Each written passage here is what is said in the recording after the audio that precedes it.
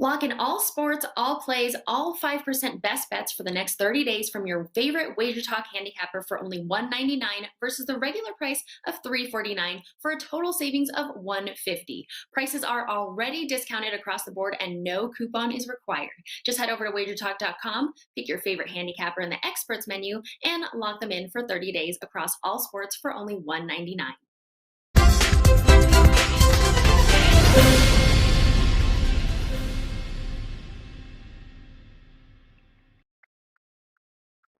Oh, here we go. Welcome in time for another edition of the NBA Tip-Off Show powered by WagerTalk.com. We have just the extended edition here, obviously, opening day, Major League Baseball. We pushed things back, really, because we wanted to get a better handle on the lines in the association, and we've got them for 4 games that we're going to break down for you here coming up over the next 25 or so minutes. We're going to talk Miami Heat, Golden State. We're going to talk a little bit of the Clippers in Denver. How about them Hawks and Spurs? And then, of course, Charlotte and Brooklyn also will be a topic of conversation here on the show. And the 3 gentlemen here, absolutely 3 of the finest, most profitable handicappers that you will ever see, especially at WagerTalk.com. Ski Profit in the house, back in action. You got Rob Vino in the house here. The original OG crew is here with us today, including, there he is, Tony Finn, live from the Sportsbook in Las Vegas. Gentlemen, welcome in the association tonight. Looking forward to it. 6 total games. We'll cover 4 of them here. We're also getting some information as far as injuries, who's playing, who's not here. So, Ski, let me start with you, though, my friend. It was a loaded card, the association last night. What's new with that? And, of course, what do you got tonight here at WagerTalk.com? Well, it's been kind of up and down lately and not really so good. My last 20 plays have just been even 10-10. So looking to pick it up here to start April. And today I have 2 plays so far, and I'm rocking with that right now. All right, that's good. We're going to rock with the right name there on the lower third in a second. I think we got that. There we go. All right. I'm not sure if Rob Vino has the right name, but hell, let's bring him in anyway. Rob, talk to us, my man. What do you got going tonight at Wager Talk? Well, I'll say this. It was a tremendous roll up until last night, 2-4 last night, Joe. A couple of best bet winners, but it took a double beating on the Dallas-Boston game, over at the half, over for the game. Neither one got there. Some crucial misses by Boston down the stretch to really prevent that thing from getting over. But still, on the season, extremely profitable. I believe year-to-date, still the number 1 handicapper at Wager Talking NBA. So that's a good thing. And tonight, we'll be posting after this show is concluded. But I do have 2 top plays that will be going up. So looks like a pretty good card tonight. We'll see how she goes. Yeah, no, it's going to be an interesting card tonight. It was an interesting night last night, too, right? There were a lot of head-scratching moments last night on that card. Not for Tony Finn, who, I don't know, if he could have bet his neighbor's house on Portland last night in the second half, he might have done so. Tony Finn, talk to us here, my man. What do you got going tonight at WagerTalk.com?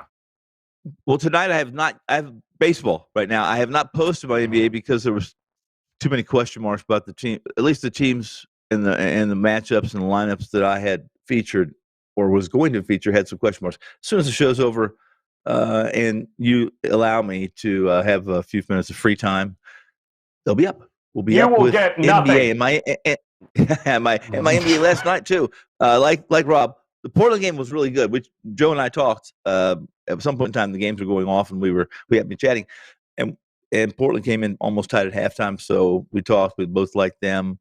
But my other 2 plays failed me, and one of them was Phoenix. I had a minus, I think, 7. I think they lost by, I think they won by 5. And my other one was over in San Antonio and Sacramento game. And that fourth quarter, basically the final 3 minutes, I think they scored 4 points, which we failed to go north of that total too. 1-2 NBA. Sorry, guys. That's all right. Listen, tonight's a new night. We got 1, 2, 3, 4, 5, 7 games. I'm sorry. I just totally miscounted there. But we're going to start with our Contrarian game of the night here, which continues. I don't know. The information continues to pour in about this game, and it's going to be with these Miami Heat, who are back home here tonight after a 1988 Styles win against Indiana last night. Now they're taking on the Golden State Warriors. Dragic is now listed as out in this game, but we are welcoming in Victor Oladipo for the Miami Heat, and they opened up as a 2.5 point favorite. It shot up to 3.5, and we've also seen them take, I don't know, about 60% of the tickets, almost 80% of the money on the Miami Heat without Dragic, welcoming in Oladipo. The Warriors are the contrarian side in this game. So, Ski, let me start with you. Do you like the Miami Heat in this spot, second of a back-to-back taking on the Warriors tonight, or do you like the value that's on the dog here, the contrarian dog, the Warriors? For the Heat, I do think that they need to start winning some games, and they've been playing a little bit better than Golden State. But I don't like that Dragic and potentially Kendrick Nunn are both going to be out. I just don't think that bodes well for the offense for Miami. So I look at Golden State. They're not a team that's that good on the road. 5-11 as a road dog. Only covered one of their last 5. But the thing Golden State does have going for them is before their last game, they had 2 days of rest, and before this game, they had 2 days of rest. And Miami's on a back-to-back, so I could understand a contrarian play today. All right, liking the Golden State Warriors here.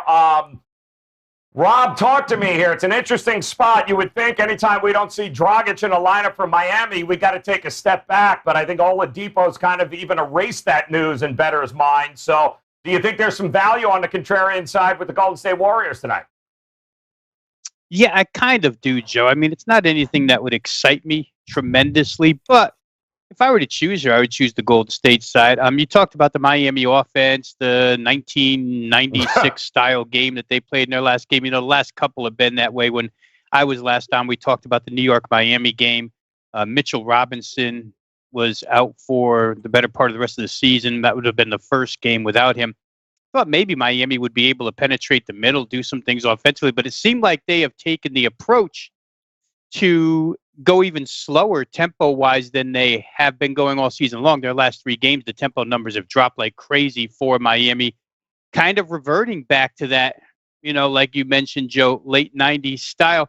But I think for Miami, when you go through the numbers completely, it all just comes down to offense here. Their offense, I've got some numbers here that show that if they shoot 44.6% or better, which is not a great shooting percentage, 44.5 is, you know, below average. They go 4-0 over the total. If they shoot anywhere under that, it's 6-0 under the total the last 10 games, and that's where they've been headed. The offense has been terrible. When you combine that with slow tempo, you can see why you would want to look toward under, but you could also see why you would want to look toward Golden State here. Even though they're the exact opposite, their defense has been horrendous the last 3. Their offense has been tremendous. I think in each of their last 3 games, both teams have shot 50% or better. Golden State just has too much firepower for me to like a Miami defense in this game, even with Oladipo. First game in, does he know the offense that well? Does he know his defensive assignments that well? I'm not sure. I would probably lean Golden State.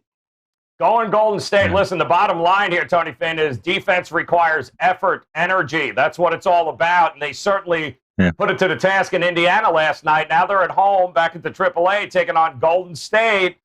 Do you agree with the market move towards Miami, or do you like the value here with Golden State? I already, last night, even before the market move and before this program, and we talked about, you basically assigned this as the contrarian game. I had already played Golden State. I like Golden State in the situation. I like that Miami is on a back-to-back and it's a road to home back-to-back. I like it's essentially the same thing as a 2-road back-to-back in my bubble. I like the fact that Oladipo is getting his first work tonight. He's probably going to get the assignment of trying to contain Curry. I like everything about this game tonight, except for what Ski mentioned. That was the Golden State hasn't been terrific on the road. But if Miami tries to play slow tonight, I think they not only get beat, I think they get drubbed. I like your contrarian play. Take the Golden State and points for me. All right, Golden State take the points, 3.5, guys. Our contrarian game of the night. Miami taking on Golden State Warriors, plus 3.5 right now, 8 p.m. tip-off on that game. We'll go ahead and move to our featured game number 1 here of the night. We're going to dive into the Nuggets taking on the Clippers in this one, as this game opened up at 2.5. 2.5 for the Denver Nuggets. Since then, I'm seeing some 1.5. So the Clippers are getting some money. No Paul George. We know the total opened up at 227.5. I'm now seeing 218.5, guys, across the board. So, Rob, what gives? No Paul George. We kind of come to expect that at this point here, but that is a crazy swing in both the total and looks like a lot of the love towards the Clippers here on the side. What do you think? Don't really understand the love for the Clippers unless you're playing the assumption that because they got beat by Orlando the other night, they'll be extremely ready for this one. It's Denver, and we all remember the playoff series from last year where Denver came down back from 3-1 and won that series. But LA already got that revenge way back on Christmas Day, so I don't put any stock into that either. I'd put way more stock into what these lineups are going to look like tonight. You talk about Paul George, but there's so many other injuries to deal with for this team. Their starting lineup tonight should be Kawhi, Batum, Zubats, Reggie Jackson, and Luke Kennard. That's what it was the other night. If Marcus Morris Sr. cannot go, and I think he's a linchpin to this, Joe. He's questionable right now. If he can't go, I'm certainly all in on Denver. If he can go, it probably lightens that play a little bit. But the bench, and I think the biggest thing to note here is that there's no backup point guard for the Clippers. There's no backup point guard. The bench consists of Terrence Mann, Amir Coffey, and Patrick Patterson. You're going to give Reggie Jackson the ball all game long. They did the other night against Orlando. They didn't win. You can't give this guy. He's more of a scorer mentality than a point guard mentality. I think that's troublesome. They'll probably pressure him a little bit here just to wind him, I would think, because Campazzo, as a backup point guard, got 25 minutes the other night and probably is good on the defensive end just to run at Jackson. Starting lineups aren't equal in my estimation. Denver's better. Bench, obviously, Denver's better. I think since Aaron Gordon came over, there's a newfound confidence among the Denver Nuggets. So I would go that way, guys. I just can't see any way to play the Clippers here, especially if Marcus Morris Sr. can't go. Fundamentals don't show me that they could beat this team if all goes according to plan.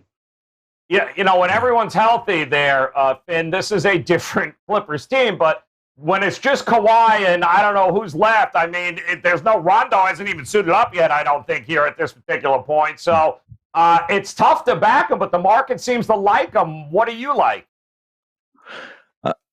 I like Denver here. I think it sets up very nicely again. Like with the first game we discussed, I really like one team because of the way it sets up. This one sets up pretty nice. Rob mentioned it. I fully expect, while Denver's not the defensive team I think that they want to be or what was expected of them. Harris gone now. The team seems to decide when and when not to play defense. I think they will play a little bit tonight, and I think he's right. I think they'll pressure Jackson. I think they'll get some turnovers, and if this game gets out of hand by halftime, I think it gets even. The margin's even larger because I think you'll see Kawhi sit. I think you'll see basically the second rotation and maybe even deeper on the bench play the remainder of the game at altitude there in the former Pepsi Center.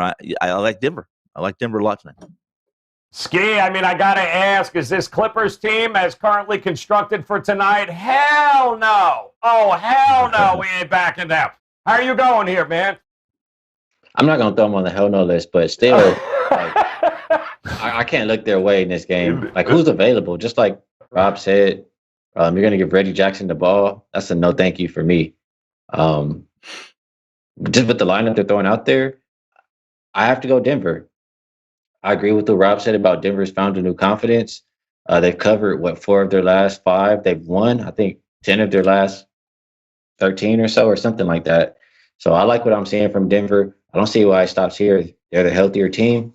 And I have a trend. I try to read as many as I can whenever Tony Finn's on the show. It's going to be home dogs that lost their last game as a home favorite, but they were winning by more than 10 at the half. Ooh. It goes back to 2005, and it's league wide. That's the Clippers. Those teams are 8-24 straight up and 11-21 against the spread. So fade the Clippers, bet on Denver. Did they eat at McDonald's or Long John Silver's for lunch? Hey! Nobody asked you, Finn. Keep it down. Crawfish. All right? Crawfish, Tony. Leave the SDQL alone. We got an angle of the day coming up for you as well there. All right, guys, you heard it. We are fading the Clippers here. We are backing the Denver Nuggets, which leads us to John Ryan's angle of the day. Yay! All right, our good friend John Ryan. Here it is, guys. Finn, if we could have you read this. We've got a non-linear regression. This is giving n data points to x1, y1, x2, y2, along with xm and ym. If the best fit y equals fx, then the data where fx is non-linear function of, that's what you get. So let's talk about how that applies to the San Antonio Spurs and the Atlanta Hawks, if we can, very much. Fast-paced NBA home team. Finn. Break it Keep down, it down. Tony. Hold on, Finn. Hold on. We'll get it there. The nonlinear regression, as it coordinates and applies to the Atlanta Hawks. The Atlanta Hawks in this one, of course, taking on the San Antonio Spurs at home. Let's look at what the original line would be. We've got fast-paced NBA home teams. It's a betting system that reflects the faster-paced and higher-scoring games in the NBA. Will you put up the damn score so I can see where the hell the line is right now between the Hawks and Sandy? Thank you very much. Good Christ.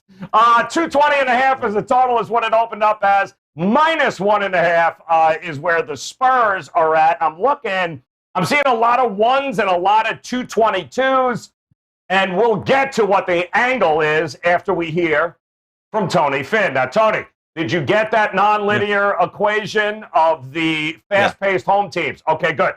I don't know if you agree or disagree, but what do you think of this game? Well, here's the problem with that. My NRBQ band and Colt says that when you have linear regression, right, with a team that's at home that did not have to take part in the rodeo fest and that you have your opponent has lost 4 of their last 5 and was basically denounced by the local sports writer. Yes. Then you're back the visitor. That's my trend. Absolutely. Yeah, I agree with you 100% there. Ski, what do you got for us here, my man? Non-linear equation. Talk to us. Oh, man. I'm just loving it. I had to mute myself for us. You guys wouldn't be able to hear anything. Whatever Tony said. I'm with Tony. He's going crawfish. I can't remember, but I don't remember what I said, and I'm certain I can't repeat it, but I'll give it a shot. Denounced by the local media. Rob Vito, talk to me, Rob. Please bring some sanity back here. Spurs or Hawks? Where you going, brother? I'm all out of square roots and derivatives and whatever was on that whiteboard there that John was showing. Hey, listen, in all seriousness, for Atlanta, that's what you get from MIT guys. I'm sorry, right there, right? MIT. You can't even spell MIT. Shut up. Go ahead, Rob. What do you got? I know. It's the 7th road game in an 8-game road trip for the Hawks. I mean, and if you just go back 4 of these road games, you'll see that the Nate McMillan defensive effort that we've been bragging about for a while has really started to go downhill. Last 4 games, they haven't played as good a defense, 47.5% field goal percentage shooting allowed, and then it goes to 50, 54.3, 51-1. So I think it's a tired club at this point in time. So, the Spurs are on back-to-backs here as well. Maybe you have 2 tired teams. I'm not really sure how to equate that, Joe. I would think, at least in my opinion, it would lead to scoring and offense here. Again, San Antonio can't protect the rim whatsoever. So for the Hawks, they can get there. The John Collins injury is crucial here for the Atlanta Hawks, I think. Without him, it does drain the scoring a little bit. DeAndre Hunter may play. That picks it up somewhat, but it's really a difficult game to call just because of the fatigue factor on both sides. But if I had to lean, I think I would lean over it's a game that Atlanta, in all honesty, has every opportunity to win if they can suck it up and play hard for 48 minutes with energy. I'm just not sure that 7 road games consecutively would lend itself to that. So for me, give me a slight play towards over here.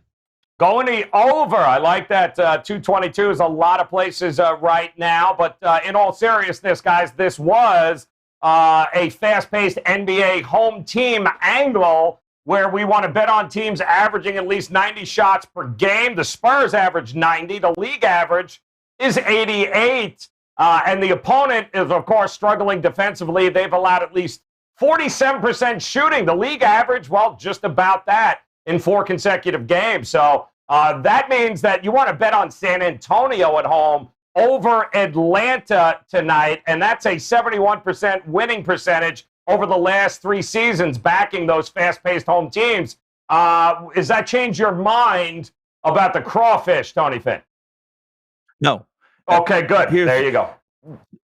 Save all the fun stuff that we had with the NRBQ earlier, and the great John Ryan, by the way, the great John Ryan, MIT. Don't John tell Ryan. Brian Leonard. Good God. Yeah. Listen, this is a difficult matchup for San Antonio. That's playing essentially a 4-guard set with no true big. Kevin Herter, Tony Snell, Dan Gal, they're all 6'8". They're going to take the ball to the rim today against San Antonio, who's obviously played really hard last night. That played well, got the win. This is despite the road weary crap you're going to hear. The Hawks are playing for their playoff lives right now, and I like the Hawks. Yeah, I got to agree. I mean, Rob, you had mentioned the over in this one, and correlating it to that trend right there, that angle you're looking at, you got an above-average pace team at home going up against a team that's not playing a whole lot of defense of late. That's a recipe for an over here. Ski, you got to side one way or the other in this one? In this game, I was looking more towards the total. I don't really want to play on Atlanta just because I don't think they're good on the road. And I think, like, you saw them after their coach got fired, they played good. And then they've been playing bad lately. Well, they're on a long road trip. They're just not good on the road. So I'll look to buy on them when they return back home. As far as the total, I agree with what Rob said. It's more shooters and maybe less defense in the lineup for Atlanta. Not that like they haven't been playing defense anyway. And Spurs want to play up tempo. So I think this one can get up and over the total. Hey, Rob, has Lou Williams even played a game yet for Atlanta? Is he? I don't think he has, right? He has not yet. He has not, no. He didn't report. In fact, yesterday, I saw where he almost retired rather than go to Atlanta. Wow. Okay, so things are going swimmingly in Atlanta. Thank you, John Ryan, for that. Appreciate it. Time to head to our overtime game. I see another math equation I'm going to throw up here. Let's go ahead, guys. Let's take a look at the Brooklyn Nets taking on the Charlotte Hornets. Now, this is interesting because we don't often see the total going the other way when we're talking about the Brooklyn Nets, but that's what we've got, guys. Opened up at 229.5. It has now been pushed down all the way to 221.5. So, Ski, I'm going to come back to you. Talk to me about the total in this, Matt. Do you agree with that big a drop here at this point at 221.5 from 229.5? Yeah, Hornets, they've been playing at the second slowest pace over the last 5. Ever since LaMelo's gone, so has the pace. So they went under, 6 of their last 7. The Nets, they're going to be without James Harden. They haven't been playing fast anyway, so I think their offense takes a step back. And I trust Charlotte to play a little bit of defense. And I think this one gets under the total. Going under the total. All right, talk to me here. You're right. No Harden, no nothing. I mean, it's kind of crazy here, Rob, but it's still 221.5 at this point. So is there any value in the over or the under to you in this game? Without James Harden, maybe not here. I'll say this, Joe. The Nets have really begun a pretty steady trend of low-scoring second halves, and that's why a lot of these things are staying under. 6 of their last 7 second halves have gone under the total. There's only one game of those 7 where the Nets have actually combined for more than 108 points. That's 54 aside, and that's a lot less than what we were seeing out of them early on. But the second half looks like the place where they either attempt to play defense, put on the brakes, something. It goes even deeper than that. It goes all the way to 12 of their last 16 have gone under in the second half. So it's been the reason why a lot of these Nets games have been under, those low-scoring second halves. Last night, Kyrie called out the team for not performing from the opening tip. So I wouldn't be surprised if they come out extremely motivated first half in this game. That might be an angle to look at. The return of Malik Monk helps Charlotte offensively, and there's really no reason at this point in time to bet against the Charlotte Hornets. I mean, it's a team that's 5-0, their last 5. You talk about a team that's generally under the radar and playing exceptionally well quietly. It's the Charlotte Hornets. Even since LaMelo went down, they're covering games. So you have to like what you're seeing out of James Borrego's bunch. I think if I had to really sort it all out total-wise, it's a low total for the Nets, Joe, but I have to say I would probably play it under the way these two are playing and the way the Nets second halves have gone. Yeah, it's kind of like they decided, all right, now we got to buckle up here, guys, and tighten up a little bit, Tony Finn. It's been pure profit back in the under for both of these teams lately there, Finn. Do you see any value in the under now or maybe the over since it dropped so much? Well, there's no doubt this kind of a drop. There's lots of reasons why I understand people might want to believe this would be a slower paced game, as Rob described and as Ski said. But I would say this, and that is, I don't trust Charlotte. This is a team. I'll tell you this right now. The last win they had over a team that's over 500. Well, if you want to include Miami, which they beat a shorthand Miami 110, 105, you had to go all the way back to January when they beat, or I'm sorry, late February when they beat Phoenix. The games they've won: Sacramento, Minnesota, Detroit, Toronto, Sacramento again, San Antonio, Houston, and the last game they won was Miami.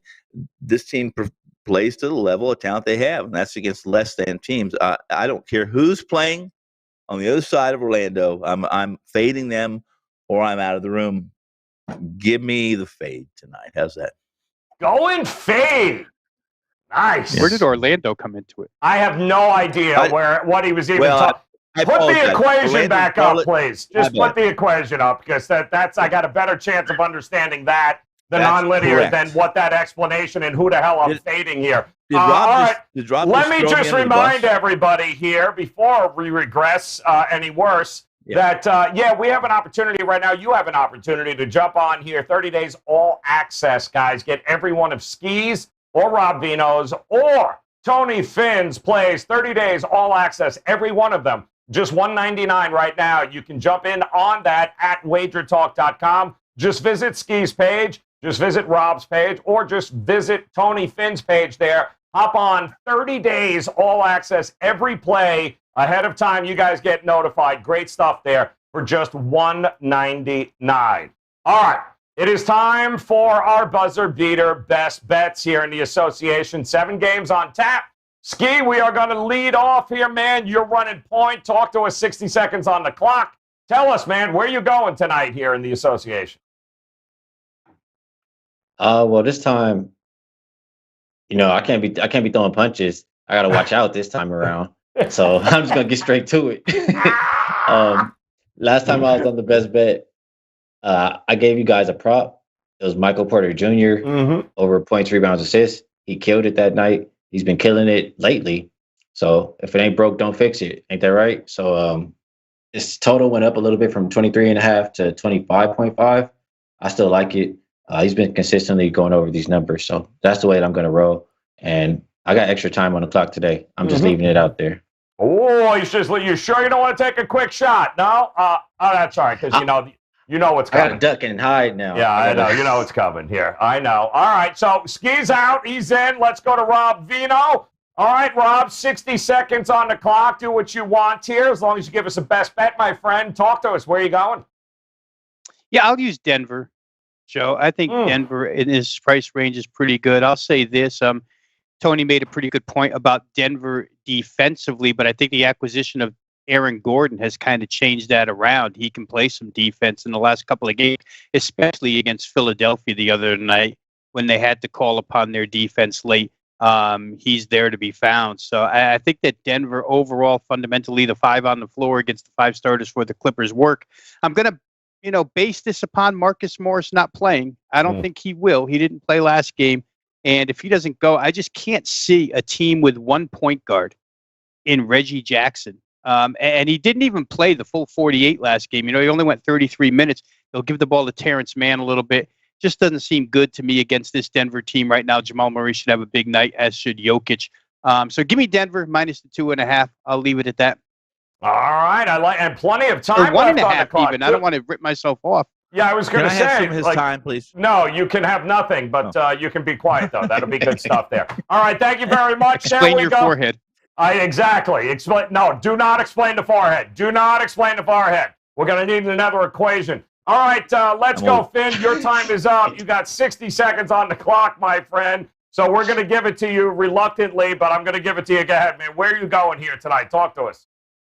Well, I'm going to do my best to take 61 so that, you'll see me move my lips, but nothing will come out, which should be a pleasant surprise to those who listen to me daily. I'm going to the Atlanta Hawks. I still believe that this team, that road weary label that you give teams or that writers give teams, even touts give teams, comes from guys who haven't been in the locker room. They have very little to do with the team or what's going on in the locker room.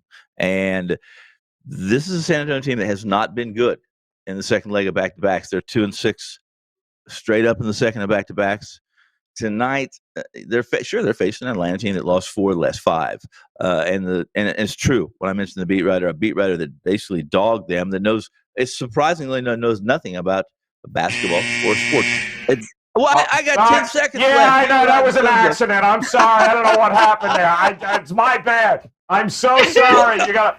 All right, I don't know what happens. Go ahead. I'm sorry. What were you saying? Yeah. Oh, sorry again. You're too late now. You absolutely blew it. I knew there was a best bet in there somewhere. Talk to us, my man. I'm sorry. What is that best bet, Finn? One more time. 2 seconds. Atlanta takes it to the rim. They win by double digits. Grab it now. Get it good. And mortgage the house according to Joe Pepitone. Atlanta Hawks. All right, now you're definitely out. Very good there, guys. All right, one more time. Let's take a look here at the recap. Oh, actually, let's even take a look at our good friends from the Gold Sheet as well. They are going to go with our contrarian game today, only they are going with the Miami Heat laying the 3.5.